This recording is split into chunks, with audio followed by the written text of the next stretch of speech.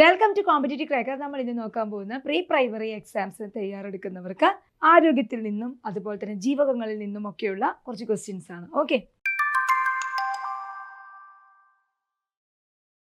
Dash കുറവാണ് പെല്ലഗ്രയ്ക്ക് കാരണം. എന്തിന്റെ കുറവാണ് പെല്ലഗ്രയ്ക്ക് കാരണം എന്ന് ചോദിച്ചിട്ടുണ്ട്. Thiamine, riboflavin, niacin, folic acid.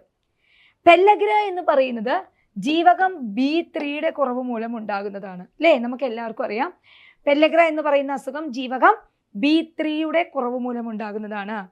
ജീവകം B3 ഇതിലേത് പേരിലാണ് അറിയപ്പെടുന്നത്? Thiamine, riboflavin, niacin, folic acid. ഏതാണ്? നിയാസിൻ ആണ് അല്ലേ? ജീവകം B3 എന്ന് പറയുന്നത് നിയാസിൻ എന്ന പേരിലാണ് അറിയപ്പെടുന്നത്. അതിൻ്റെ കുറവാണ് പെല്ലഗ്രയ്ക്ക് കാരണമായിട്ടുള്ളത്. ഇനി തയാമിൻ എന്താണ്? തയാമിൻ എന്ന് പറയുന്നത് B1 ആണ് അല്ലേ? ജീവകം B1 ആണ് തയാമിൻ എന്ന് പറയുന്നത്.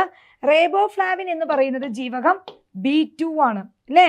ജീവകം B2 ആണ്. റൈബോഫ്ലാവിൻ എന്ന് പറയുന്നത് B1 ആണ്. തയാമിൻ എന്ന് പറയുന്നത്, നിയാസിൻ എന്ന് പറയുന്നത് B3 ആണ്, നമ്മൾ പറഞ്ഞു. അടുത്തത് ഫോളിക് ആസിഡ്. ഫോളിക് ആസിഡ് എന്ന് പറയുന്നത് എന്താണ്? B9 ആണ്. ഫോളിക് ആസിഡ് എന്ന് പറയുന്നത് ജീവകം B9 ആണ് കേട്ടോ. B9 ആണ് ഫോളിക് ആസിഡ്. ക്ലിയർ അല്ലേ? അപ്പൊ ഇത്രയും കാര്യങ്ങളാണ് നമ്മൾ അവിടെ അറിയേണ്ടത്. തയാമിൻ എന്ന് പറയുന്നത് B1 ആണ്. റൈബോഫ്ലാവിൻ B2 ആണ്. B3 എന്ന് പറയുന്നത് നിയാസിൻ ആണ്. B9 ആണ് ഫോളിക് ആസിഡ്. അപ്പൊ B3 ഡെഫിഷ്യൻസി, B3 അപര്യാപ്തതയാണ് പെല്ലഗ്രയ്ക്ക് കാരണം. ഓക്കെ, അങ്ങനെയാണെങ്കിൽ തയാമിൻ B1 അപര്യാപ്തത രോഗം ഏതാണ്? ബെറിബെറി ആണ് അല്ലേ? ബെറിബെറി ആണ് B1 അപര്യാപ്തത രോഗം. ഇനി അടുത്തത് ഫോളിക് ആസിഡിന്റെ അപര്യാപ്തത രോഗം ചോദിക്കാറുണ്ട് അല്ലേ? ഫോളിക് ആസിഡിന്റെ B9 ആണ് ഫോളിക് ആസിഡ്. അതിന്റെ അപര്യാപ്തത രോഗം എന്താണ്? അനീമിയ ആണ്. എന്താണ്? അനീമിയ. അനീമിയ ആണ് B9 അപര്യാപ്തത രോഗം എന്ന് പറയുന്നത്. ഇത്തരത്തിലൊക്കെ തിരിച്ചും മറിച്ചും നമുക്ക് അവിടെ നിന്ന് ക്വസ്റ്റ്യൻ ചോദിക്കാം. ഓക്കെ, ഇനി നമുക്ക് അതുകൂടാതെ ജീവകം A അറിയാം അല്ലേ? ജീവകം A പഠിക്കണം. ജീവകം A എന്ന് പറയുന്നത് കണ്ണിൻ്റെയും അതുപോലെ തന്നെ കണ്ണിൻ്റെ ആരോഗ്യവുമായി, പ്രധാനമായിട്ടും കണ്ണിൻ്റെ ആരോഗ്യവുമായി ബന്ധപ്പെട്ട വൈറ്റമിൻ ആണ്, അല്ലെങ്കിൽ ജീവകമാണ് ജീവകം A എന്ന് പറയുന്നത് അല്ലേ? അപ്പം അതിനെ എന്താ വിളിക്കുക? റെറ്റിനോൾ എന്നാണ് പറയുന്നത്. ജീവകം A റെറ്റിനോൾ എന്നാണ് അറിയപ്പെടുന്നത്. ജീവകം A റെറ്റിനോൾ എന്നറിയപ്പെടുന്നു. ജീവകം C നമുക്കറിയാം അല്ലേ?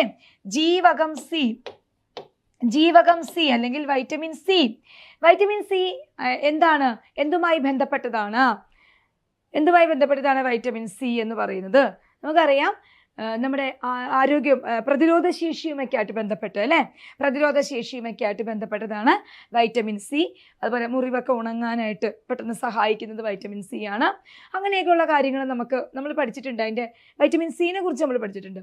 ഇനി വൈറ്റമിൻ C രാസനാമം എന്താണ്? ഇപ്പം ജീവകം A ഞാൻ പറഞ്ഞു റെറ്റിനോൾ എന്ന് പറഞ്ഞു. വൈറ്റമിൻ C രാസനാമം, ഇതുപോലത്തെ രാസനാമം ഏതാണ്? അസ്കോർബിക് ആസിഡ് ആണ്. എന്താണ്? അസ്കോർബിക് ആസിഡ് ആണ് കേട്ടോ. അസ്കോർബിക് ആസിഡ് ആണ് വൈറ്റമിൻ C രാസനാമം എന്ന് പറയുന്നത്.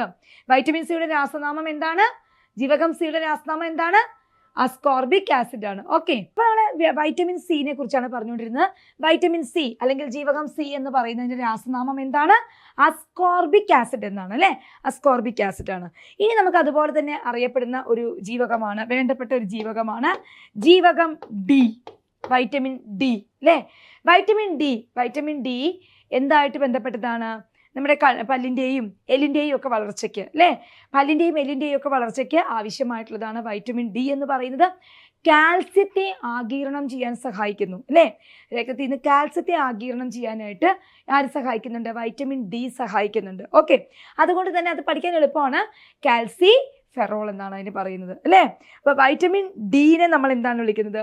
വൈറ്റമിൻ D കാൽസിഫെറോൾ എന്നാണ് പറയുന്നത്. ഓക്കെ, അപ്പോൾ അത് എന്താണ്? നമ്മുടെ കാൽസ്യത്തിൻ്റെ ആഗിരണവുമായി ബന്ധപ്പെട്ടതാണ് വൈറ്റമിൻ D. അതിനെ കാൽസിഫെറോൾ എന്നൊക്കെ പറയുന്നു. അപ്പോൾ അങ്ങനെയുള്ള ജീവകങ്ങളുടെ എന്ത് പഠിക്കണം? അതിൻ്റെ മറ്റു പേര്, അതായത് അതിൻ്റെ സയൻറ്റിഫിക് നെയിം കൂടി നമ്മൾ അറിഞ്ഞിരിക്കണം. ഓക്കെ, ഇനി വന്ധ്യതയുമായി ബന്ധപ്പെട്ടതാണ് ജീവകം ഇ എന്ന് നമുക്കറിയാം. അതുപോലെ തന്നെ രക്തം കട്ട പിടിക്കുന്നതുമായിട്ട് ബന്ധപ്പെട്ടതാണ് വൈറ്റമിൻ അല്ലെങ്കിൽ കെ, ജീവകം കെ അല്ലേ, വൈറ്റമിൻ കെ എന്ന് പറയുന്നത്. ഇതൊക്കെ നമ്മൾ എപ്പോഴും പഠിക്കുന്നതാണ്, ഓർത്തോർത്ത് പഠിക്കുക. അതിൽ നിന്ന് ഇങ്ങനെ അവരുടെ രാസനാമങ്ങൾ കൂടി നമ്മളോട് ചോദിക്കാം. ഓക്കെ, ഇത്രയും കാര്യങ്ങളൊക്കെ അതുമായിട്ട് ബന്ധപ്പെട്ട് പഠിക്കുക.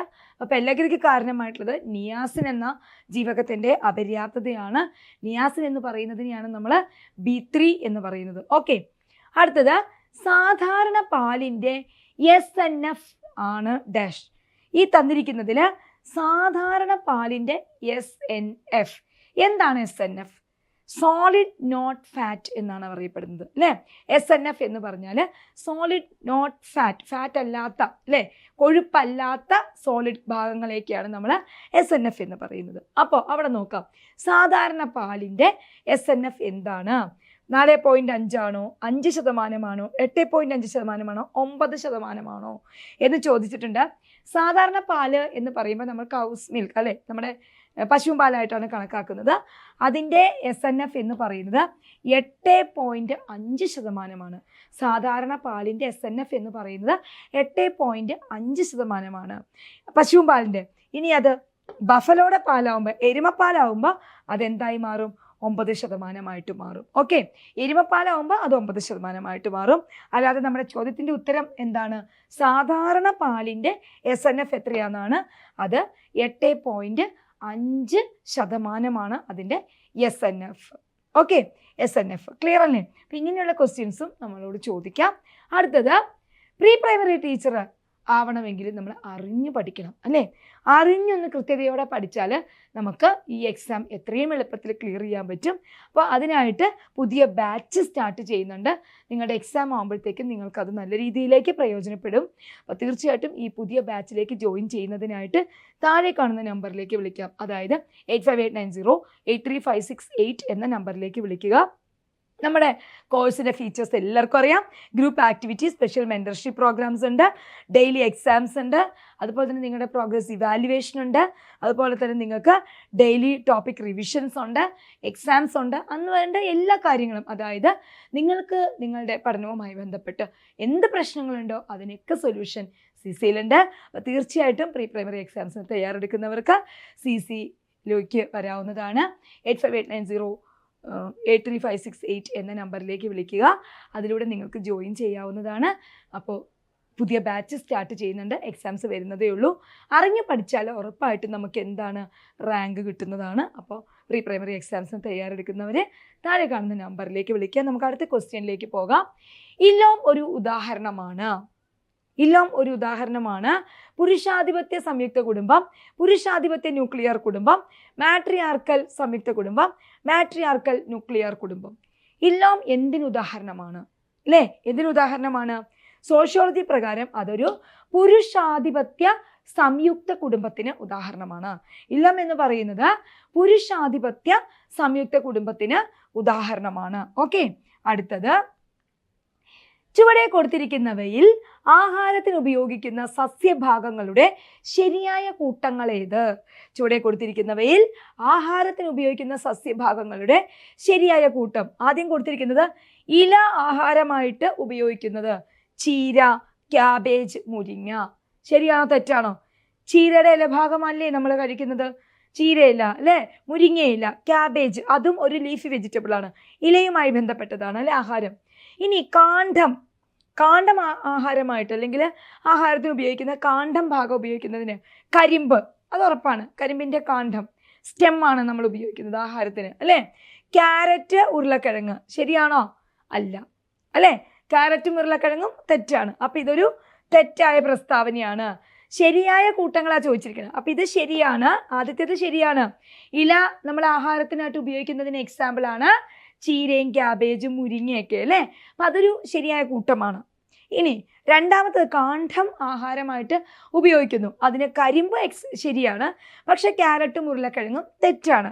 അപ്പോൾ ആ പ്രസ്താവന തെറ്റാണ്. അടുത്തത് വേര്, ആഹാരത്തിന് വേര് ഉപയോഗിക്കുന്നത്. കപ്പ പറഞ്ഞിട്ടുണ്ട്, മഞ്ഞൾ പറഞ്ഞിട്ടുണ്ട്, ബീട്രൂട്ട് പറഞ്ഞിട്ടുണ്ട് അല്ലേ. വേര്, റൂട്ട് നമുക്കറിയാം. ഏതാണ്? ബീട്രൂട്ട് ശരിയാണ്, കപ്പയും ശരിയാണ്, പക്ഷേ മഞ്ഞൾ അല്ല, അല്ലേ? മഞ്ഞളല്ല. അപ്പം അതുകൊണ്ട് ഇതും തെറ്റായ പ്രസ്താവനയാണ്. മഞ്ഞൾ വേറല്ലല്ലോ, അല്ലേ? മഞ്ഞൾ വേറല്ല. അപ്പം അതുകൊണ്ട് അതും തെറ്റായ പ്രസ്താവന ആണ്. മഞ്ഞൾ തെറ്റായ പ്രസ്താവനയാണ്. അടുത്തത് വിത്ത്. വിത്ത് നമ്മൾ ആഹാരത്തിനായിട്ട് ഉപയോഗിക്കുന്നത് നെല്ല്, ഗോതമ്പ്, പയറ് എന്ന് പറഞ്ഞിട്ടുണ്ട്. നമുക്കറിയാം നെല്ലും വിത്ത് തന്നെയാണ്, ഗോതമ്പ് വിത്താണ്, പയറും വിത്താണ്. അപ്പൊ ഇതും ശരിയായ പ്രസ്താവനയാണ്. അപ്പോൾ ഏതെല്ലാം കൂട്ടങ്ങളാണ് ശരി എന്നാണ് ക്വസ്റ്റ്യൻ, അല്ലേ? ചുവടെ കൊടുത്തിരിക്കുന്നവയിൽ ആഹാരത്തിന് ഉപയോഗിക്കുന്ന സസ്യഭാഗങ്ങളുടെ ശരിയായ കൂട്ടം ഏതാണ് എന്നാണ് ചോദിച്ചിരിക്കുന്നത്. ഇല, അതുപോലെ തന്നെ ചീര, ക്യാബേജ്, മുരിങ്ങ ഇലകൾ, അതുപോലെ എയും ഡിയും വിത്ത്, നെല്ല്, ഗോതമ്പ്, പയറ്. ഇത് രണ്ടുമാണ് ശരിയായ കൂട്ടം, മറ്റേത് രണ്ടും തെറ്റാണ്. അപ്പോൾ ഇവിടെ ആൻസർ ഏതാണ്? എ ആൻഡ് ഡി ആണ് ആൻസർ. എ ആൻഡ് ഡി ആണ് ശരിയായ കോംബോ, അല്ലേ? മറ്റേത് രണ്ടിലും തെറ്റുകളുണ്ട്. ക്ലിയർ അല്ലേ? അടുത്ത ക്വസ്റ്റ്യൻ ഇതാണ്. ജീവകങ്ങളെ സംബന്ധിച്ച് ശരിയല്ലാത്ത പ്രസ്താവന ഏത്? നമ്മൾ വിറ്റാമിൻസ് എല്ലാം പഠിച്ചു. വിറ്റാമിൻസിനെ കുറിച്ച് ഞാൻ ഒത്തിരി കാര്യങ്ങൾ പറഞ്ഞു, അല്ലേ? അതുപോലെ തന്നെ നിങ്ങൾ പഠിച്ചിട്ടുമുണ്ട്. ഇനി ജീവകങ്ങളെ സംബന്ധിച്ച് ശരിയല്ലാത്ത പ്രസ്താവനയാണ് ചോദിച്ചിരിക്കുന്നത്. ശരീരത്തെ രോഗങ്ങളിൽ നിന്നും സംരക്ഷിക്കുന്നു, ജീവൽ പ്രവർത്തനങ്ങൾക്ക് ആവശ്യമായ ഊർജം നൽകുന്നു, കണ്ണ്, എല്ല്, പല്ല് എന്നിവ ആരോഗ്യത്തോടെ സംരക്ഷിക്കാൻ സഹായിക്കുന്നു, ശരീരത്തിന്റെ വളർച്ചയ്ക്കും കേടുപാടുകൾ തീർക്കുന്നതിനും ആവശ്യം വേണ്ടതാണ് എന്ന് പറയുന്നുണ്ട്. അപ്പൊ ജീവകങ്ങളെ സംബന്ധിച്ചാണ് ശരിയല്ലാത്ത പ്രസ്താവനയാണ്. ശരിയല്ലാത്ത പ്രസ്താവന ജീവകങ്ങളെ സംബന്ധിച്ച് തെറ്റായ പ്രസ്താവനയാണ് ചോദിച്ചിരിക്കുന്നത്. ശരീരത്തെ രോഗങ്ങളിൽ നിന്ന് സംരക്ഷിക്കുന്നു, അത് ശരിയാണ്. ജീവകങ്ങൾ പ്രധാനമായിട്ടും നമ്മളിപ്പോൾ പഠിച്ചതേ ഉള്ളൂ. മിക്ക ജീവകങ്ങളും ശരീരത്തെ രോഗങ്ങളിൽ നിന്ന് സംരക്ഷിക്കുന്നുണ്ട്, അല്ലേ? ഹൃദയത്തെ സംരക്ഷിക്കുന്ന ജീവകമാണ് എന്ത്? ജീവകം ഇ എന്ന് പറയുന്നത്. രക്തം കട്ട പിടിക്കാൻ സഹായിക്കുന്നു, അങ്ങനെയൊക്കെ. അപ്പം രോഗങ്ങളും ഒക്കെ ആയിട്ട് ബന്ധപ്പെട്ട ജീവകങ്ങൾ വളരെയധികം നമ്മളെ സഹായിക്കുന്നുണ്ട്, ശരീരത്തെ രോഗങ്ങളിൽ നിന്ന് സംരക്ഷിക്കുന്നുണ്ട്, അല്ലേ? പ്രതിരോധ ശേഷിയൊക്കെ തരുന്നുണ്ട് ജീവകങ്ങൾ. അപ്പം അത് ശരിയായ പ്രസ്താവനയാണ്. നമ്മളോട് ചോദിച്ചിരിക്കണേ ശരിയല്ലാത്ത പ്രസ്താവനയാണ് കേട്ടോ. അത് ആദ്യത്തേത് ശരിയായ പ്രസ്താവനയാണ്. അപ്പം ശരിയല്ലാത്ത പ്രസ്താവന എന്നാണ് ചോദിച്ചിരിക്കുന്നത്. ജീവൽ പ്രവർത്തനങ്ങൾക്ക് ആവശ്യമായ ഊർജം നൽകുന്നു. ജീവകങ്ങൾ നമുക്ക് ഊർജ്ജ സ്രോതസ്സായിട്ട് നമ്മൾ കണക്കാക്കാറില്ല, അല്ലേ? കാർബോഹൈഡ്രേറ്റ്സ് ആണ് ഊർജ്ജ സ്രോതസ്, അതല്ലെങ്കിൽ പ്രോട്ടീൻസും നമ്മൾ കുറച്ചൊക്കെ ഊർജ്ജം സ്രോതസ്സായിട്ട് തന്നെ കണക്കാക്കാറുണ്ട്. പക്ഷേ ഒരിക്കലും ജീവകങ്ങൾ ഊർജ്ജ സ്രോതസ്സല്ല. അപ്പം തെറ്റായ പ്രസ്താവന ഇതാണ്. പക്ഷെ നമ്മുടെ ആൻസറിൽ ശരി ഏതാണ്? നമ്മുടെ ആൻസറിൽ ശരി രണ്ടാമത്തെ ഓപ്ഷനാണ്. കാരണം നമ്മളോട് ചോദിച്ചിരിക്കുന്നത് ശരിയല്ലാത്ത പ്രസ്താവന, തെറ്റായ പ്രസ്താവനയാണ്. അപ്പം നമ്മുടെ ആൻസർ വരുന്നത് ഏതാണ്? തെറ്റായ പ്രസ്താവന എന്ന് പറയുന്നത് രണ്ടാമത്തെയാണ്. ജീവൽ പ്രവർത്തനങ്ങൾക്ക് ആവശ്യമായ ഊർജം നൽകുന്നു, അത് തെറ്റായ പ്രസ്താവന. അപ്പം നമ്മുടെ ആൻസർ അതാണ്. അടുത്തത്, കണ്ണ്, എല്ല്, പല്ല് എന്നിവ ആരോഗ്യത്തോടെ സംരക്ഷിക്കുന്നതിന് സഹായിക്കുന്നു. നമുക്കറിയാം കണ്ണിന്റെ ആരോഗ്യത്തിന് പ്രധാനപ്പെട്ട ഒരു ജീവകമാണ് എന്ത്? ജീവകം എ എന്ന് പറയുന്നത്. പല്ലിന്റെയും എല്ലിന്റെയും ആരോഗ്യത്തിന് വേണ്ട ജീവകമാണ് ജീവകം ഡി. അപ്പോൾ ഇവര് ആ കണ്ണിനെയും പല്ലിനെയും എല്ലിനെയും ആരോഗ്യത്തോടെ സംരക്ഷിക്കാൻ സഹായിക്കുന്നു എന്ന് പറയുന്നത് ശരിയായ പ്രസ്താവനയാണ്, അല്ലേ? ശരിയായ പ്രസ്താവനയാണ്. നമുക്ക് വേണ്ടത് ശരിയല്ല, തെറ്റായ പ്രസ്താവനകളാണ്. പക്ഷെ ഇതൊരു ശരിയായ പ്രസ്താവനയാണ്. അടുത്തത്, ശരീരത്തിന്റെ വളർച്ചയ്ക്കും കേടുപാടുകൾ തീർക്കുന്നതിനും ആവശ്യം വേണ്ടവയാണ്. ശരീരത്തിന്റെ വളർച്ചയ്ക്ക് എന്ന് പറയുമ്പോൾ നമുക്കറിയാം ബോഡി ബിൽഡിംഗ് എന്ന് പറയുമ്പോൾ നമ്മൾ പ്രോട്ടീൻസിനെയാണ് നമ്മൾ കണക്കാക്കുന്നത്, അല്ലേ? അപ്പോൾ ബോഡി ബിൽഡിങ്ങിൽ ജീവകങ്ങൾ അധികം വരുന്നില്ല. സോ അതുകൊണ്ടും തെറ്റായ പ്രസ്താവനയാണിത്. അപ്പം നോക്കിയേ ഏതൊക്കെയാണ്? 2ഉം 4ഉമാണ് ഇവിടെ എന്ത്? നമ്മുടെ ചോദ്യത്തിന്റെ ഉത്തരം. അതായത് ജീവകങ്ങളെ സംബന്ധിച്ച് ശരിയല്ലാത്ത പ്രസ്താവന, അതായത് തെറ്റായ പ്രസ്താവന ഏതൊക്കെയാണെന്നുള്ളത് 2ഉം 4ഉമാണ് കേട്ടോ. നമ്മുടെ ചോദ്യവുമായി ബന്ധപ്പെട്ട് 2ഉം 4ഉമാണ് ഉത്തരമായിട്ട് വരുന്നത്. പക്ഷെ അത് ജീവകങ്ങളുമായി ബന്ധപ്പെട്ട തെറ്റായ പ്രസ്താവനകളാണ്. ക്ലിയർ അല്ലേ? അപ്പം നമ്മൾ പഠിച്ചത് എന്താണ്? പ്രീ പ്രൈമറി എക്സാംസിന് തയ്യാറെടുക്കുന്നവർക്ക് ജീവകങ്ങളിൽ നിന്നും ആരോഗ്യവുമായിട്ട് ബന്ധപ്പെട്ട കുറച്ച് ക്വസ്റ്റ്യൻസ് ആണ്. മറ്റൊരു ക്ലാസ്സിലൂടെ വീണ്ടും കാണാം. ജോയിൻ ചെയ്യുന്നതിനായിട്ട് 8589083568 എന്ന നമ്പറിലേക്ക് വിളിക്കുക. ബാച്ച് സ്റ്റാർട്ട് ചെയ്യുന്നുണ്ട്. അപ്പോൾ അറിഞ്ഞു പഠിച്ചാൽ നിങ്ങൾക്കും റാങ്ക് ഉറപ്പിക്കാൻ പറ്റും. വീണ്ടും ഒരു വീഡിയോയുമായിട്ട് കാണാം. All the best. Thank you.